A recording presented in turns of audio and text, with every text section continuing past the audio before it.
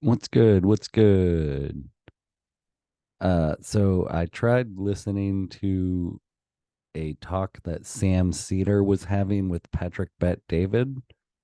Um, but it was horrible. I made it 45 minutes in before I had to quit. It was like a 2 hour thing, and I had to stop because he, first of all, not first of all, but at some point during the conversation began advocating for the tax plan where a marginal tax rate of 90% would take in effect after someone's made $3 million. So essentially every dollar they make after $3 million, and this is net profit. I want to steel man his position. This is net profit, not gross. So every dollar net profit after 3 million is taxed at 90%. So every dollar someone makes after $3 million, they actually only get 10 cents. He advocates for that because he's a commie bastard,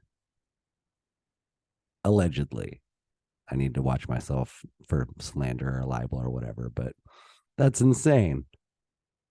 And then he was talking about Social Security and Medicare and Medicaid and how it's so awesome for the people who are on it because, yeah, they get free shit. And the other person, I don't, not Vinny, I don't follow Patrick Bet David, so I don't know who all his guys are, but like one of his other guys pushed back and said, essentially who's going to pay for it. And Sam Cedar's response was the workers, which is what loops into this overarching theme of this video. The workers, the workers. He means us, the taxpayers, the people who go to work, the people who are trying to make a living, the people who just want to live a decent life and be left alone. And it's getting increasingly harder because of the freaking. Okay, sorry for being emotional. Let's focus on the video. This concept of the workers originates from Karl Marx and his assessment that the working class needs to rise up and seize the means of production. Within his economic framework, that many people built upon creating a philosophical ideology known generally as Marxism, people have become equated with workers. They talk about the workers' struggles, the workers' needs, workers. That is drilled into their brains, and it's very depressing to me because we are not workers, we are humans.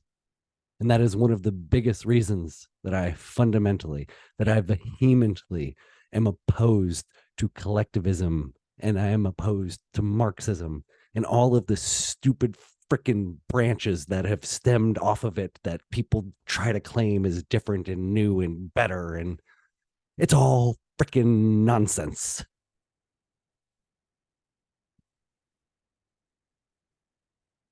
We are humans. We are humans. Some humans,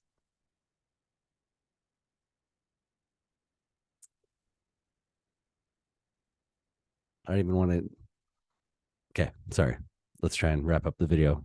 Okay, so to complete my thought,